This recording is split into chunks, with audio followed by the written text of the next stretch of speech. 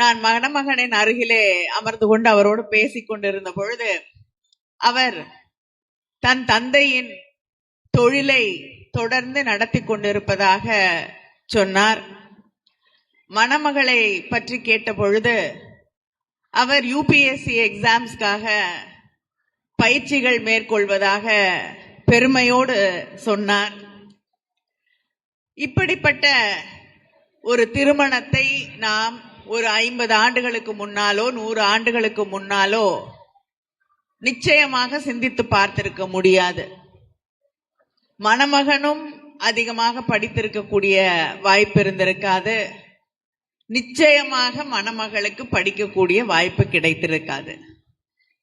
இந்த தடைகளை எல்லாம் தாண்டி இன்று இருவரும் பட்டம் பெற்றவர்களாக படித்தவர்களாக தனக்கென்று ஒரு எதிர்காலத்தை, தனக்கென்று ஒரு தொழிலை தேர்ந்தெடுக்கக்கூடிய உரிமை இருக்கக்கூடியவர்களாக இன்று இந்த மேடையிலே அமர்ந்து கொண்டிருக்கிறார்கள். நிச்சயமாக மணமகன் தந்தை செய்யக்கூடிய தொழிலையே செய்ய வேண்டிய கட்டாயத்தில் இல்லை.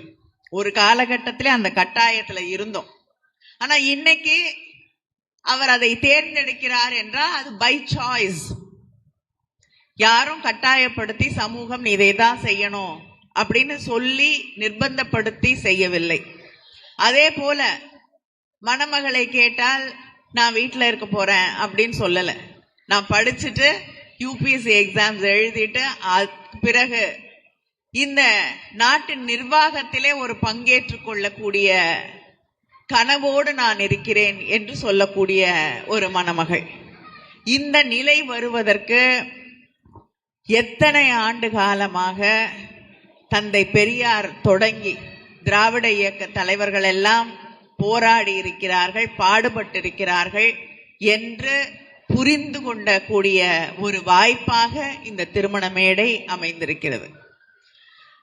படிக்கக்கூடாது என்று ஜாதியின் பெயரால், படிக்கக்கூடாது நீ பெண்ணாக பிறந்து விட்டாய் என்று சொன்ன அந்த காலங்களை எல்லாம், அந்த சிந்தனைகளை எல்லாம் உடைக்க முதலில் இன்னைக்கு மேடையில எனக்கு ஒரு தடி கொடுத்தாங்க. அதை மணமக்களிடமே கொடுத்து விட்டேன். ஏன்னா அடுத்த தலைமுறை அந்த தடியோடு, அந்த சிந்தனைகளோடு அடுத்த தலைமுறை உருவாக வேண்டும். அந்த தடி எப்படிப்பட்ட தடினா, ஒரு காலகட்டத்தில் பெண் படிக்க கூடாது, நீ இந்த ஜாதியா இருந்தா படிக்க கூடாது அப்படின்னு சொன்னவங்களை எதிர்த்து ஓங்கிய தடி அந்த தடி. அதைத்தான் பார்த்து இன்னைக்கும் நிறைய பேர் பயந்துகிட்டு இருக்காங்க. அந்த தந்தை பெரியாரின் பேரை சொன்னாலே இன்னைக்கு பல பேருக்கு இத்தனை ஆண்டுகள் தான் மறைந்து இத்தனை ஆண்டுகள் ஆன பின்னாலும் ஒரு மனிதனுடைய பெயரை சொன்னால் அது பல பேருக்கு சிம்ம சொப்பனமாக இருக்கிறது என்றால் அது தந்தை பெரியார் அவர்களுடைய பெயர். அதனால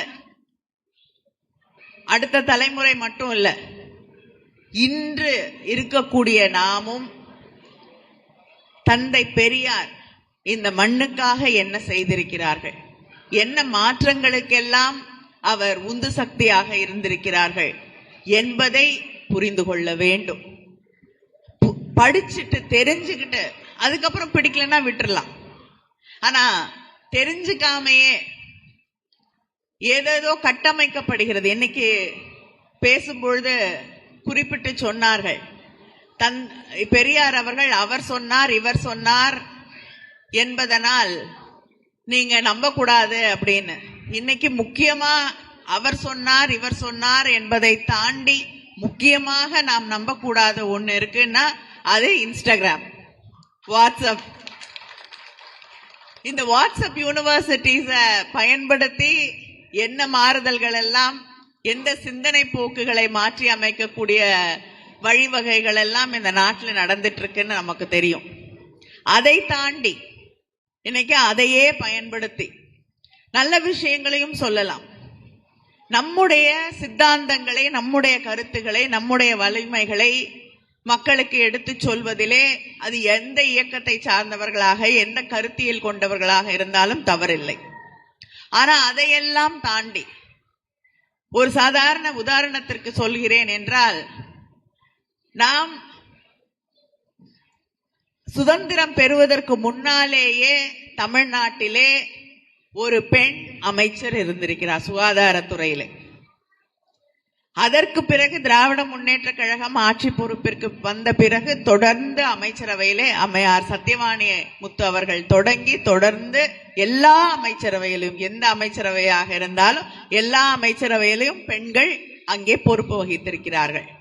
ஆனா இன்னைக்கு மிக பரவலாக சொல்லப்படக்கூடிய செய்தி, முதல் முறையாக தமிழ்நாட்டிலேயே முதல் முறையாக ஒரு பெண் அமைச்சர் இங்கே உருவாகி இருக்கிறார் என்ற ஒரு தவறான செய்தி தொடர்ந்து பரப்பப்படுகிறது.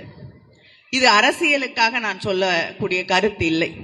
இப்படிப்பட்ட செய்திகள், ஏன்னா இது அரசியல் தாண்டி எல்லா விஷயங்களிலும், உங்களோட ஹெல்த் எடுத்துக்கிட்டீங்கன்னா உங்களுக்கு நிறைய பேர் இன்னைக்கு இன்ஸ்டாகிராம்ல அட்வைஸ் பண்ணுவாங்க, ஒரு குடும்பத்தை எப்படி நடத்துறது அப்படின்னு நிறைய செய்திகள் உங்களுக்கு, நிறைய பரப்புரைகள் உங்களுக்கு சொல்லப்படும். குழந்தையை எப்படி வளர்க்கறது அப்படின்னு பல செய்திகள் ஒவ்வொரு நாளும் வரும். எதை சாப்பிடலாம், எதை சாப்பிடக்கூடாது, எது உடம்புக்கு நல்லது, அப்படிப்பட்ட செய்திகள் வரும் பொழுது, ஏன்னா திஸ் இஸ் பிகம் ஆக்சுவலா இன்ஃபர்மேஷன் ஏஜ் அப்படிங்கறத தாண்டி இன்னைக்கு நாம நின்று கொண்டு இருக்கிறது மிஸ்இன்ஃபர்மேஷன் ஏஜ்ல நம்ம நின்றுட்டு இருக்கோம். அதனால யார் அந்த கருத்துக்களை நமக்கு சொல்கிறார்கள், அவங்களோட குவாலிஃபிகேஷன்ஸ் என்ன அப்படின்னு நம்ம கொஞ்சம் சிந்திக்க வேண்டிய ஒரு சூழலிலே நின்று கொண்டிருக்கிறோம்.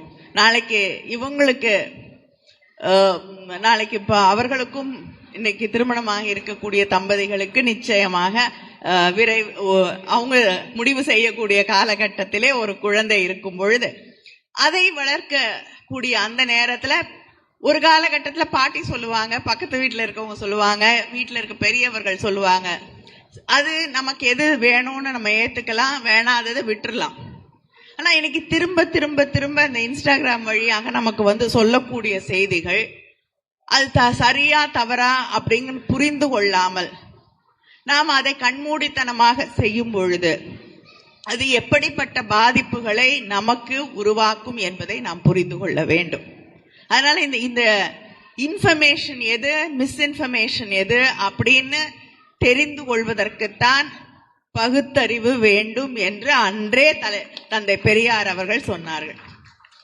அந்த பகுத்தறிவை வளர்த்துக்கிட்டே வந்தோம்னா அந்த பகுத்தறிவு அது நம்ம சுத்தி இருக்கக்கூடிய சமூகம் சொல்லக்கூடிய செய்திகளாக இருக்கட்டும், டெக்னாலஜி வளர்ந்த பிறகு நமக்கு இன்ஸ்டாகிராம், சோஷியல் மீடியா சொல்லக்கூடிய செய்திகளாக இருக்கட்டும். இன்னைக்கு சாட் ஜிபிடிலையும் நீங்க ஒரு கேள்வி கேட்டீங்கன்னா எல்லா நேரத்திலும் கரெக்டான பதில் வராது, அங்கேயும் தவறான பதில்கள் வருகிறது. அங்க திருப்பி கேள்வி கேட்டீங்கன்னா சாரி எனக்கு தெரியாதுங்குது. இதையெல்லாம் புரிந்து கொள்வதற்கு நமக்கு பகுத்தறிவு வேண்டும். அதைத்தான் தந்தை பெரியார் அவர்கள் காலமாக நமக்கு சொன்னார்கள். நீங்க நினைக்கலாம், இன்னைக்கு இவ்வளவு பெரிய தோல்விக்கு பிறகு திருமணத்தை நடத்திவிட்டு சோசியல் மீடியாவை பத்தி பேசிட்டு இருக்காங்கன்னு. நாங்க வந்த வழி அப்படி. பேரறிஞர் அண்ணா அவர்கள் அவருடைய தோல்விக்கு பிறகு எல்லாரும் அவருக்கு ஆறுதல் சொல்ல தேடிக்கொண்டிருந்தார்கள். அவரை காணும். கொஞ்ச நேரம் பொறுத்து வந்தவர் இடம் எங்க உங்களை தேடிட்டு இருந்தோம் அப்படின்னு சொன்னோன்னா, இல்ல தேர்தல் முடிவு வந்தவுடன் பட்டினத்தார் படம் வந்திருக்கிறது, பார்க்க போய்விட்டேன் என்றாராம். அதனால தேர்தல் என்பது மக்களுடைய முடிவு, அதை தலைவணங்கி ஏற்றுக்கொள்கிறோம். அதனால அதை பத்தி பேச வேண்டிய அவசியம் எங்களுக்கு இல்லை. அடுத்து உங்களோடு நின்று பயணிப்போம், உங்களோடு தான் எப்பொழுதும் இருப்போம் என்பதை இந்த மேடையிலும், இந்த சுயமரியாதை திருமண மேடையிலும் தெரிவித்துக் கொள்ளக்கூடிய ஒரு வாய்ப்பாக நான் அதை எடுத்துக்கொள்கிறேன். அதே நேரத்திலே மணமக்கள் பெரியார் அவருடைய தந்தை பெரியார் திராவிட இயக்கத்திலே தன்னை இணைத்துக் கொண்டிருக்கக்கூடியவர். பிள்ளைகளுக்கு நான் அதிகமாக எடுத்து சொல்ல வேண்டிய அவசியம் இல்லை, யாருக்குமே எடுத்து சொல்ல வேண்டிய அவசியம் இல்லை. இன்னைக்கு எல்லா விஷயங்களும் உங்க கைகளிலே இருக்கிறது.